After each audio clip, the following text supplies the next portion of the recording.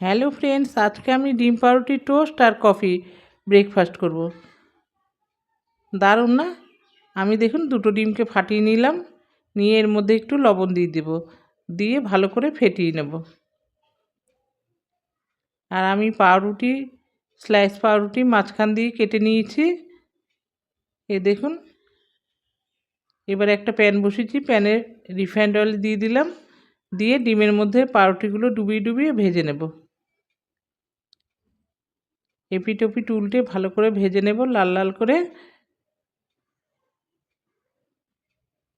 দেখুন হয়ে গেছে, আমি এবার তুলে নেব আর বাদ বাকি ডিম পাউরুটিগুলো এইভাবেই ভেজে নেব।